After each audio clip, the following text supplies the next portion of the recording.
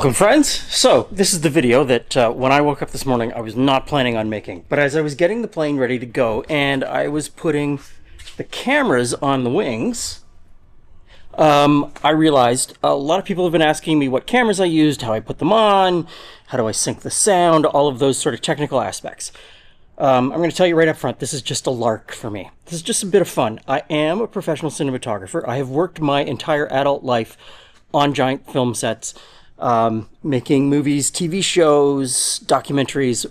90% of my work, though, has been making big budget international television commercials here in Toronto. I've worked all the jobs on set, and when I'm finally sort of easing off into retirement, director of photography was my thing. But these are just GoPros. This is fun. This is flying first. First and foremost, this is about flying. Cameras take a backseat to everything. If a camera goes down, you forget about it. I don't bother with them. I set them up. I fly. If one of them shuts off during flight, so be it. It's nothing to worry about. I'm flying a plane. That out of the way, let's get into what I'm using. So out here on the wing, this first camera is the shot that looks into the cabin from the side. You don't see it that often because I've had a lot of trouble with it. A couple of years ago, I switched to GoPro 12s, and out here, I have not been able to get a GoPro 12 to work. Don't know what the problem is. So this is a GoPro 9, and you'll see some extra stuff right here. I'm running power into it, and I'm also running timecode into this camera. So all of my GoPros are timecode synced. We'll get to that equipment in a little bit.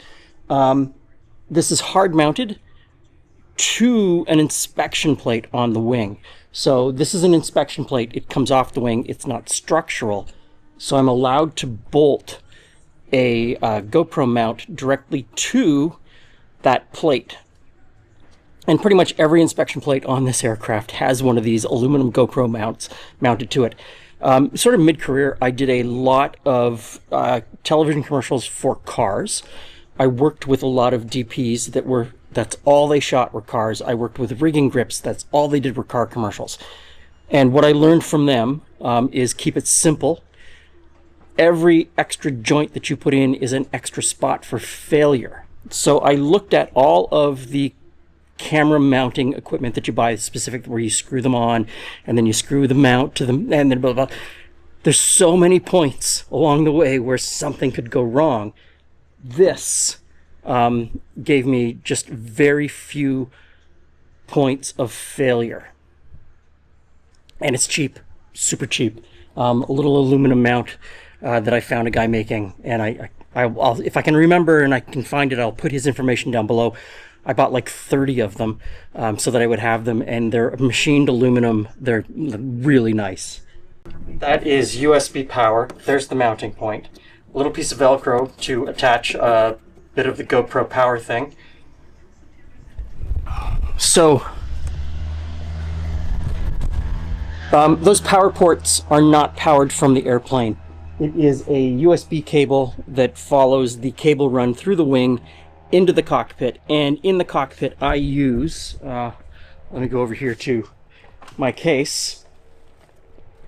I use these. They are V-mount camera bricks, and these are super cheap. They're called V-mount because on the back is a V-mount, and this would normally go onto a camera. These fit really nice on my my Komodos, my red Komodos. Click onto the back, but in this case I've put V-mounts inside the cockpit so that I can slip these on, and they've got 3 different kinds of USB on the top, so I can run USB power out. And so that's how I'm powering all of the cameras in the cockpit and on the wings, is from these bricks. This brick will power a GoPro non-stop for a week. Like, there's a lot of power in this. I never run out with these, and I keep them in the plane for other things because they're great for charging your phone. They're great for charging, even though I've got USB power ports in the plane. I always keep a box of these. In fact, this is the camera case that comes with me in the plane every time. And so in here, it's filled with extra cables, extra cards, extra batteries, stuff for offloading, hard drives. There'll be some extra GoPros here just in case, batteries. There's a 360 camera. So that's the camera out on the wing looking into the side of the aircraft. Inside the cabin, I've got two more cameras. One up here on the well, if you're driving a car, you'd call it the dash. In an airplane, it's called the glare shield. I'll use both interchangeably. I'm not really that fussed about which is which. And then I've got this camera here, front facing, over my shoulder. Now, both of these are Hero 12s. Better picture than the Hero 9. The Hero 9 is bulletproof, I found. My experience has been that that camera works no matter what. It's very stable. The firmware is really stable. It never shuts off. It never overheats, especially out on the wing. I mean, airflow over the wing is like 120 miles an hour. It's very stable. So that's why I use that out here. Inside the cabin, these have better picture, and they're better in variable lighting conditions. This one never overheats. The way that it's mounted, I don't have a battery in it, and I don't have a battery door on it. That helps with cooling. So no matter how hot it gets here in the cabin, this one never overheats. The one up here on the glare shield, however, very susceptible to overheating. And so what you'll notice is, you'll see I've got power coming in here. This is also where the timecode comes in. And then this is a little fan that goes inside the battery compartment. So I take off the battery door, take out the battery because I'm powering it externally, and then this little fan just slips in. USB powered, keeps it cool. I've never had it overheat with that fan. Again, I bought those from some guy. They're 3D printed. They're a little bit fragile. I bought 4 or 5 of them because they are 3D printed, and I anticipated them being a little bit fragile. And there's a couple of pieces that snap off on it. So I've got spares if that ever happens. Now, this camera up here on the glare shield is powered from a USB. Is powered from a USB down here on the panel. One for the camera and one for the fan. The camera up here, again, you see the extra GoPro piece for power and timecode. And then there's 2 cables that run along the top to behind me. One goes for the battery and one goes to the timecode generator. And then down here on the sides of the wheel well, there are 2 more batteries. This battery on the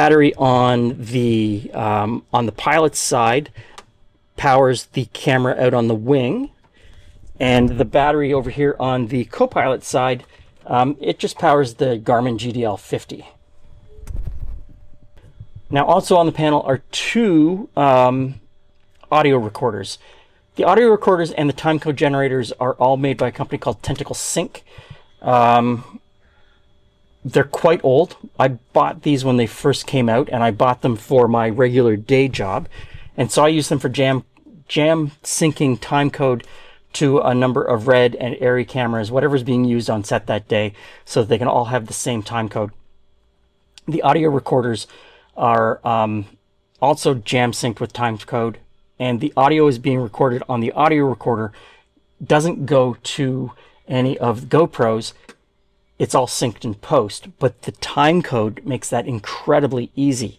So this first one here is recording all of the audio from headsets and the radio stack. Any communication between pilot and co-pilot and pilot and air traffic control is being recorded on this.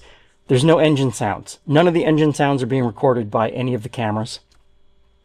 This recorder down here by my leg is hooked up to a microphone behind the panel. And that microphone captures all of the ambient noises of the aircraft. the engine sounds, all of the little squeaks and squawks that you hear when we're coming in for landing, as I'm, moving the controls, all of that comes from there. All comes together in post-production. My walking around camera is this.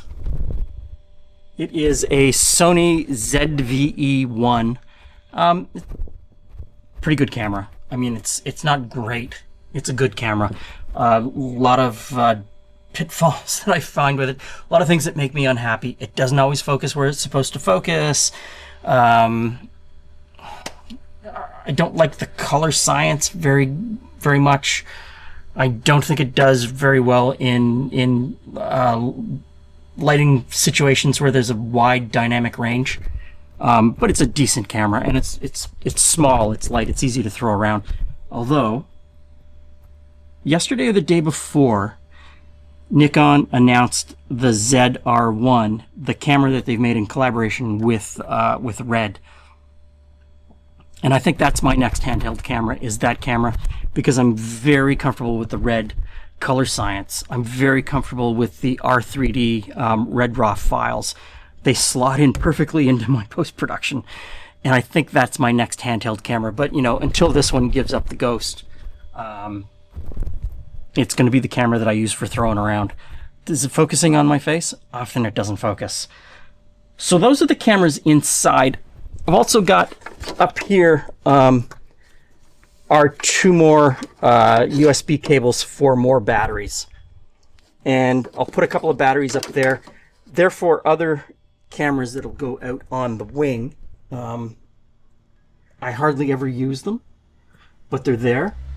That wing also has mounting points, but there's no wiring going out there for power. It's just the mounting points. May or may not ever use them. Okay, so timecode.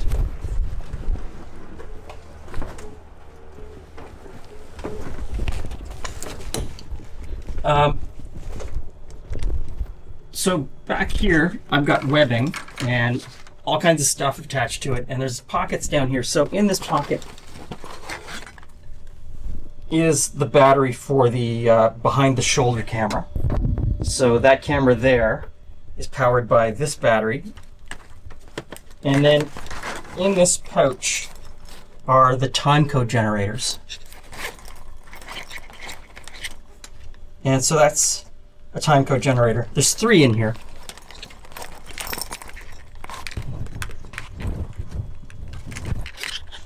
So,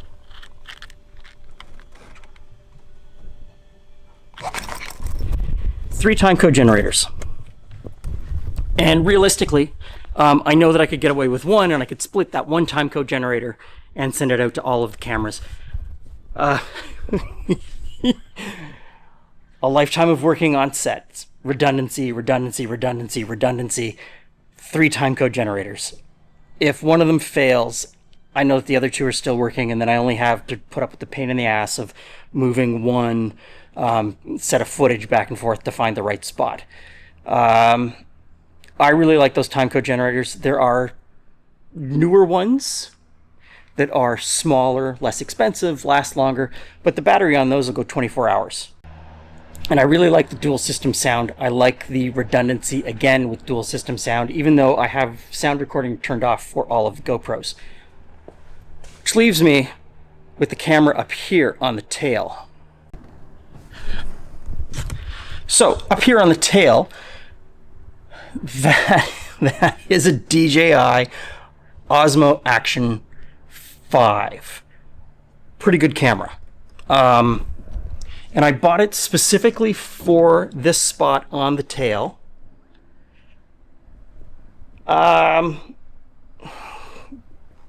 Because of battery life.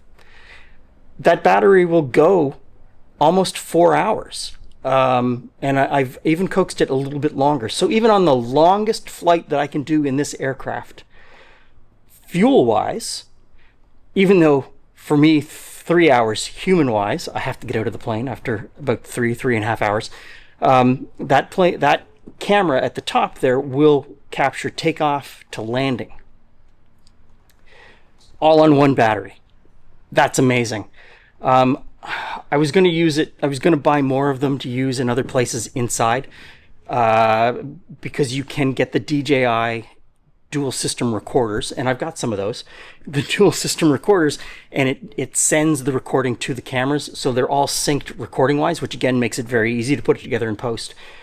But I already had invested in a lot of the GoPro stuff, so I bought one single one of them. If I have to move away from the GoPros, I will probably think really long and hard and maybe go with the DJIs. But the thing is, action cams are all crap. They really are all crap. But maybe then I'm just used to shooting with Reds and Aries, and I cut my teeth shooting 35mm film on Arri 435s and 535s, so I have a bias. Okay, so that's it. That is my current camera setup. Ask any questions you want down below, and I'll try to answer them. Remember, fly first, camera second. Thanks for stopping by. See you again soon.